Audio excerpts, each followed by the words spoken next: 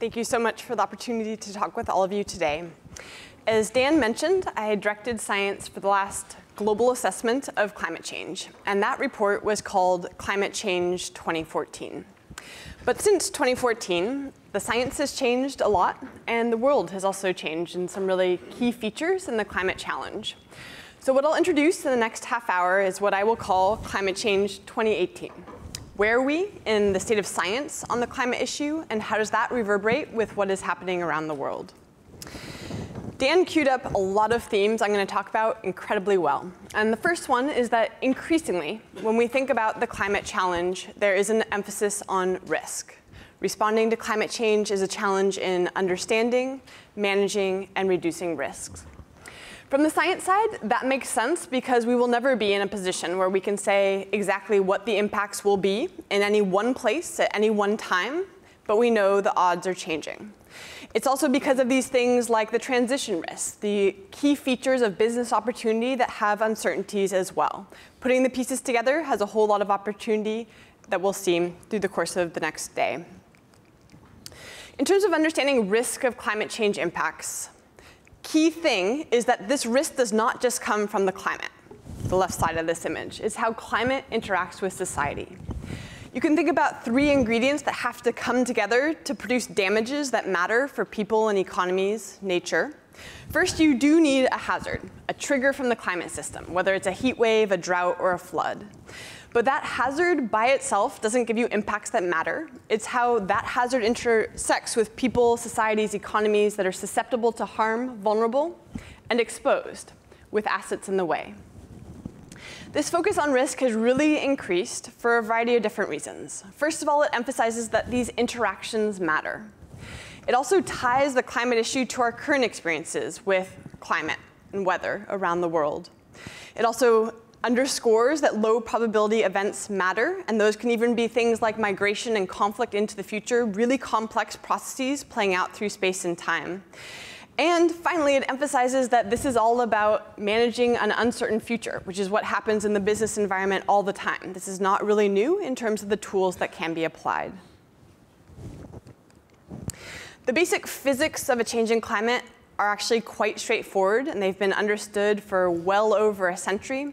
The first estimates of how much the climate will warm as we add heat-trapping gases into the atmosphere and they function like a blanket over the surface of the Earth, that first estimate of climate sensitivity was made in 1896. Against this backdrop, we do see that the thermostat is being dialed upwards at the global scale. 2014, 2015, 2016 were all the warmest years on record. 2017, now the second warmest. We're at 1 degree Celsius temperature increase above pre-industrial levels, which is a lot in terms of the global scale shifts we've seen through the course of Earth's history. These types of changes are not just about this abstract number of global mean temperature increase. It's really how this is reverberating throughout our climate system, and increasingly into our human and natural systems as well. The climate changes that have already happened have had widespread and consequential impacts that we can now scientifically tease out on every single continent, from the tropics to the poles, from the mountains to the sea. If we say, what has this meant in North America? Yes, it's plants and animals changing where they live, when they migrate, when they reproduce. It's also impacts on our agricultural systems. It's impacts in terms of changes in fire risk, which we've been really living in the American West this past year. It's the way that sea level rise not only drives up the risk of flooding in terms of storm surge coming on shore, but in terms of daily flooding that we're now seeing on the high tides. They're most vulnerable people. In North America, we've seen profound impacts for indigenous peoples across the Arctic, where the permafrost is melting and the sea ice is simultaneously thawing offshore. If you were to jump back a decade ago and ask climate change scientists, was this event due to climate change? The bottom line, scientifically, was that we couldn't link any one extreme event to how climate change was dialing up the odds or changing them. That has changed radically. We now have the scientific capability to tease out the role of our emissions of heat-trapping gases event by event. And actually, in fact, from a scientific perspective, this is now getting boring. It's operational. We're doing it every time a heat wave happens. Models around the world are being spun up to say how much more likely was this event given our emissions of heat-trapping gases. We see that almost every heat event is made more likely due to our emissions of heat-trapping gases, and it's about 50% of the flood events. For this past year in the US, where we saw $300 billion in damages from extreme weather and climate events, already we've seen analyses for Harvey, not just from the sea level rise angle, but in terms of how that heavy, intense precipitation was made more likely due to our emissions of heat-trapping gases. We've seen these real-time analyses also for fires across the California and into the Pacific Northwest as well. But when we think about those damages that result from hazards in many different forms, it is really not just the climate side of the picture, as I emphasized at the start. It's how that intersects with people, societies, and economies that are vulnerable and exposed in different ways. I've been very heavily engaged in the global conversation on climate.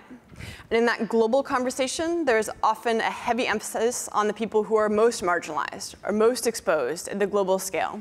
For example, these individuals in a refugee camp in Sudan.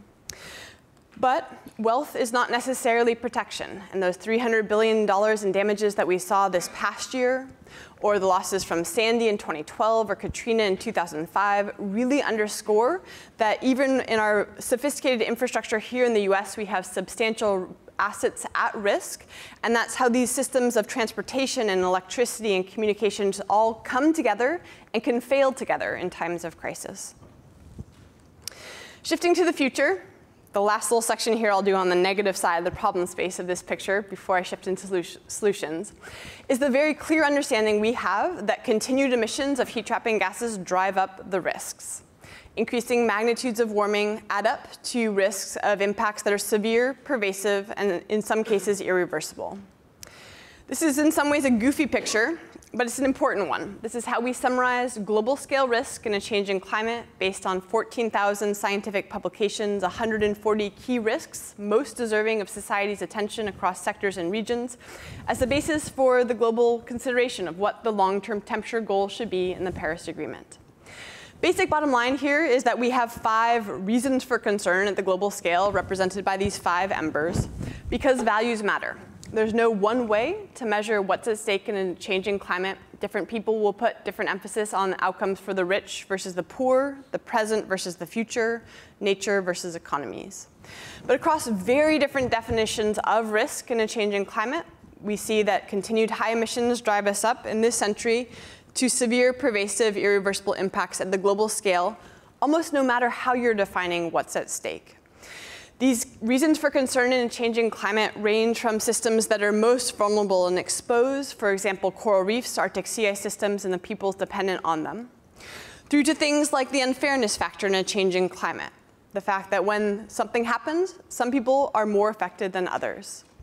I'll highlight just 3 of them now where the science has really been rapidly advancing. First, just to emphasize one more time that extremes, as we've seen them to date in terms of impacts that have already occurred, are very important into the future. Science is very rapidly advancing in this space, shaping our understanding. But at the other edge of the risk spectrum, there are things that are much more abstract, but are potentially very consequential over longer time frames. On planet Earth, we are currently in an ice age. Precisely, we are in the interglacial period of an ice age. That means we've got 2 major ice sheets on Earth, Greenland and Antarctica, and they're at risk of collapse as we continue to drive up the temperature on Earth. In particular, the instability of the West Antarctic is incredibly important for how much sea level rise might happen in the second half of this century. And science has been churning away, really trying to understand those processes at play, but this is still very much a question of risk. The science on economic impacts has also been very rapidly advancing.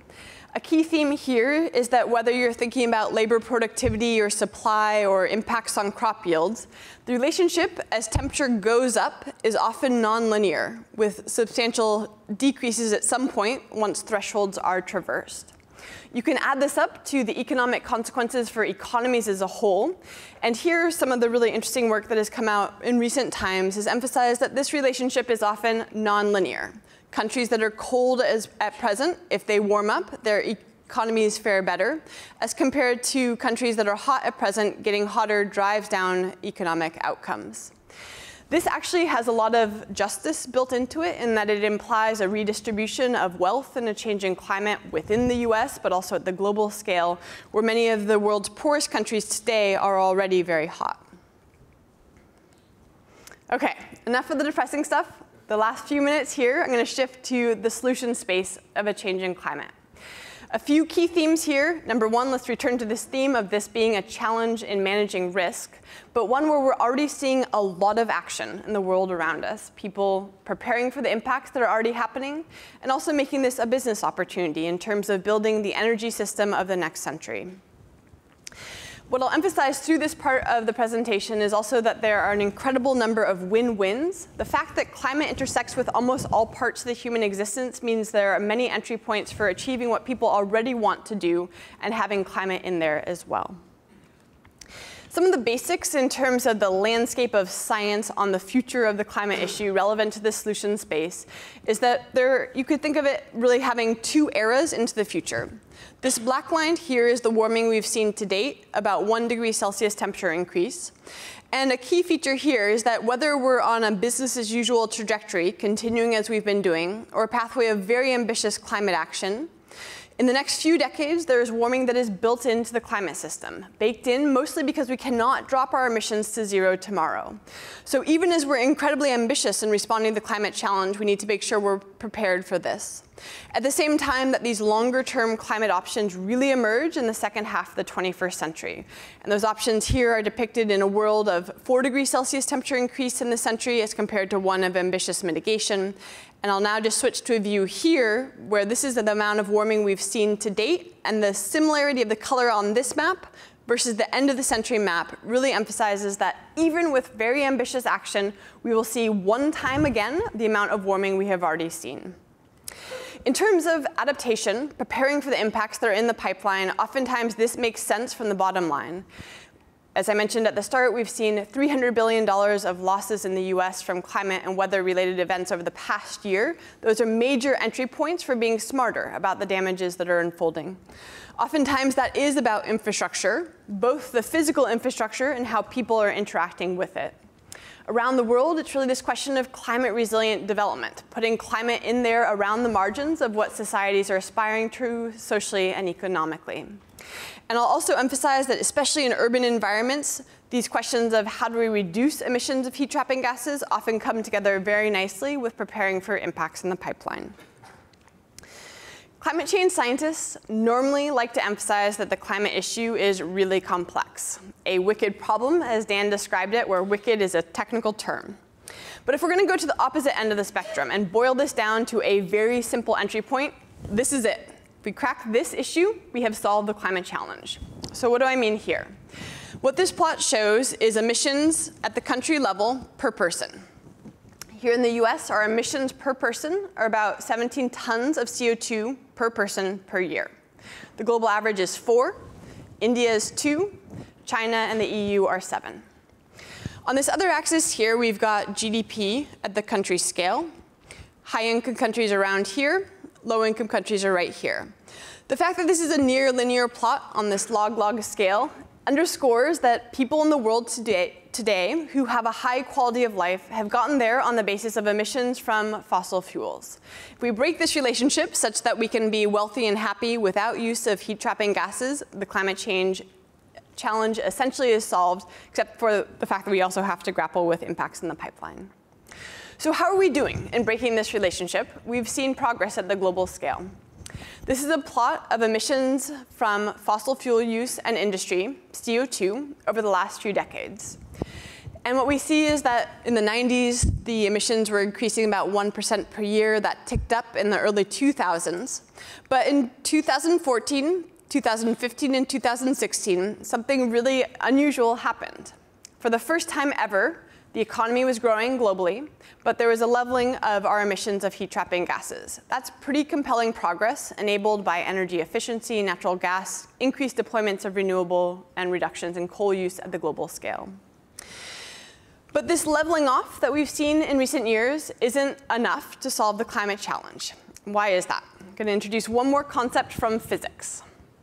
When we put CO2 into the atmosphere, the warming from that CO2 is nearly permanent. And the basic idea is that as it drops in concentration, CO2 in the atmosphere through time, the oceans become less able to take up heat because the planet has warmed overall. And so what this boils down to, this near permanent warming from our emissions of heat-trapping gases, means that whenever we set a limit on what we want to achieve, 2 degrees Celsius target, for example, we've got a finite budget of how much CO2 we can put into the atmosphere.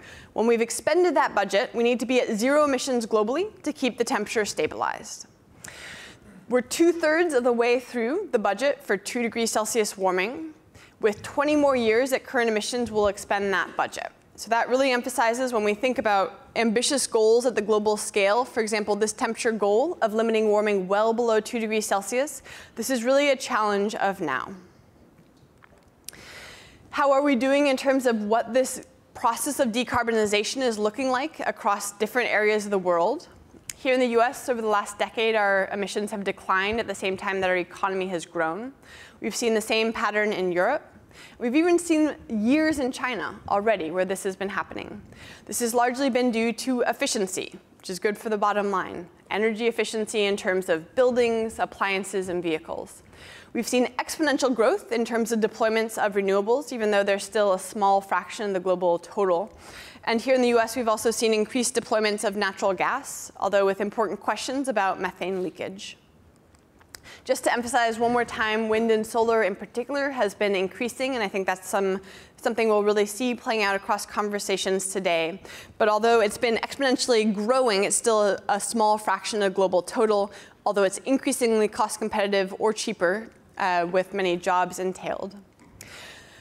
Coal is very much in the societal dialogue on the climate issue, but I think there are just a few points from a factual perspective that are worth emphasizing.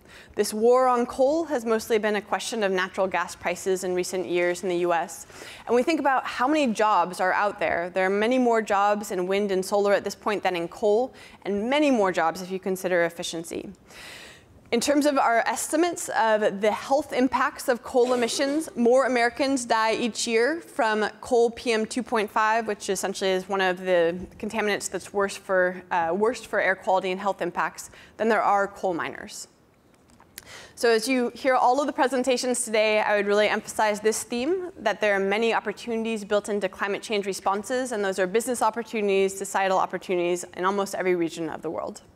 And I think there's time for questions.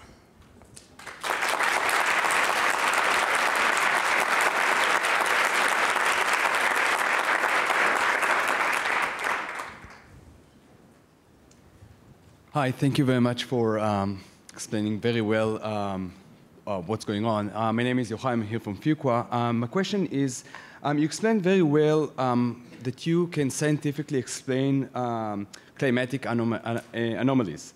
My question to you is, what the role of scientists like you in explaining what is happening to the general public, as well as to policymakers, especially in the current US administration attitude towards climate change? Great. So my focus, as Dan mentioned at the start, is really assessment. How do we figure out the state of knowledge and make it relevant to societies? And indeed, that has really important ties for how we think about that in terms of scientists interacting with the policy realm broadly defined, scientists interacting with societies. I started working for the Intergovernmental Panel on Climate Change in year 2010. And for me, in some ways, it was kind of an eye-opening experience where I think, having grown up in the US, embedded in this kind of intense environment of climate change skepticism, actually realized, wow, this is really Anglo. It's the US, it's Canada, it's Australia, at the global scale that are really driving this climate change skepticism, where it doesn't really exist in almost any other country. So first of all, I think that for me was a helpful positioning, that this is in many ways a social, a cultural phenomenon in our current world that is unlikely to persist, and that we rely on technology. You know, if you say, give up your iPhone if you don't believe in science, there's some really important questions there. I think what we see often is that people want to start with solutions. I think if you start, as I did today, with carbon dioxide and nitrous oxide and methane are greenhouse gases that are shifting the radiative forcing of the planet, people tune out and want to deny the issue. If you start with all the ways that this is creating a better world already, most people want to engage. There are really important interactions there. In the US, it's many ways the fact that climate action is totally distributed. It's not just the national level, it's city scale, it's state scale action, and in particular, as we'll be thinking about today, it's in the private sector as well. Hi, Katherine. My name is Joseph Hodges. I'm an MBA student here at Fuqua. And I had a question about the permanence of the carbon in our atmosphere. I was curious what your thoughts are on carbon sequestration, either from natural processes or man-made technology, and if that could be a potential solution. Cool. OK, so I just did a major research project with a team of 10 over the last year and a half, focusing on this question, can we remove carbon dioxide from the atmosphere? As these limits on warming 2 degrees Celsius at the global scale have been paired with the fact that the budget remaining in terms of our emissions is rapidly dwindling, there has been amazing attention scientifically and also in the policy realm on this potential for removing carbon dioxide from the atmosphere. There are a lot of different ways to do it. Simplest way to remove carbon dioxide from the atmosphere is to plant a tree. Any plant growing through photosynthesis is capturing CO2 from the atmosphere using the energy from sun to fix that carbon into their tissues. So in some ways, it's not that hard to get carbon dioxide from the atmosphere. But in terms of using the landscape, whether it's increasing the carbon stored in the soil or the trees, they're one of the really big questions. It's actually very cheap. $10 a ton, for example, for really good forest offset credits in California's cap and trade market right now. But in terms of a world of high amounts of warming, that type of carbon is subject to reversal, as we've seen, for example, with the fires playing out in the American West. Then you can step through to options that are more engineered. So for example, bioenergy, used for fuels or electricity generation paired with carbon capture and storage. We have a paper coming out in PNAS in a week that is really, really exciting in that it is the first example of cost-effective, feasible bioenergy with carbon capture and storage in the US right now under the 45Q tax credits that just passed, which essentially put a $50 per ton price on getting CO2 underground into geological storage, which you compare with ethanol refineries, which basically have a pure CO2 stream, making it really cheap.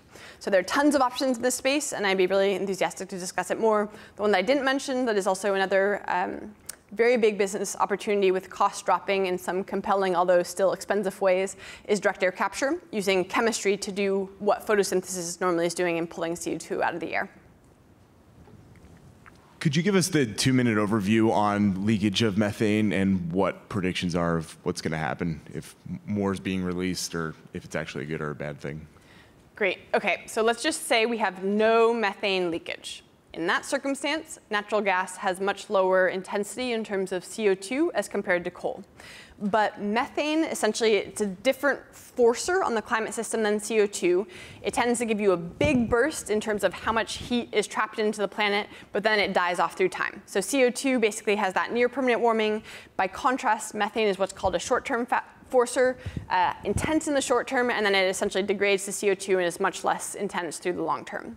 So if you have natural gas, even though it is way better than coal, if you don't have any methane leakage, because methane is such a powerful forcer, if you have something like 3% leakage, it is now worse than coal.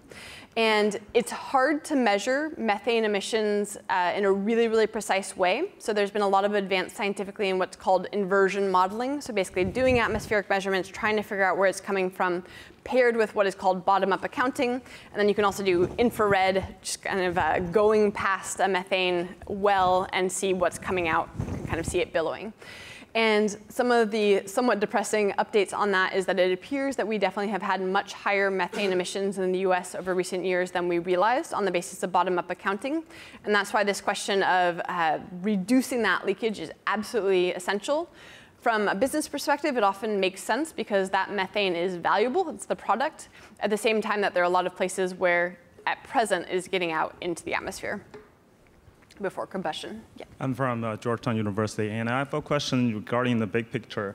Actually, if you're in this industry for a long time, so the discussions between the government start from 1992 in Brazil, in Rio, and actually there's not too much involvement and not too much progress along this in the past 27 years. So I was thinking, how do you see the connection, how to involve more government and business peoples and common peoples in this world to connect and fight these problems? This is a this is a problem, and I come from China. I see the air pollution there, and I also see the natural gas you mentioned. And there's a big bill. For example, if you think about natural gas, I found that more and more enterprises are short of natural gas. When other enterprises try to use that, that's a problem. And Chinese government need to import the natural gas from outside, from other world, but there's a political issues and economy issues. So this is a very complicated problem that you need to get involved and into set the combination of business and government and the common people and even everything else. So how do you see the starting point, and what do you think we could do to integrate everything here and really make some progress? Thank you. Wonderful question, and a great one to end on. Just starting with the government side of the picture, I think an interesting theme in terms of the recent decades on the climate issue is that it has been increasingly a move towards a picture where every nation in the world is involved. So for example, the Kyoto Protocol in the 90s only had a few countries making commitments. Under the Paris Agreement, the framework is that every single country is putting pledges on the table. That represents 95% of global emissions, around 190 countries. And in fact, the US will be in the agreement for another 2.5 years, irrespective of recent announcements. At the same time, that whatever that global agreement can be at the level of governments is simply just a starting point, an indication of a signal at the global scale that ideally can empower action from all of the other distributed leadership on this issue, and in particular in the private sector. And in terms of your point of action in China, I would say that the really compelling theme there is that there have been massive improvements in terms of deployment of renewables, decreases in coal. I think a recognition, as you emphasize, that is very closely connected to air quality, and air quality can be a driver irrespective of the climate issue. And China has really been pushing this at the global scale as well, major leadership. Thank you.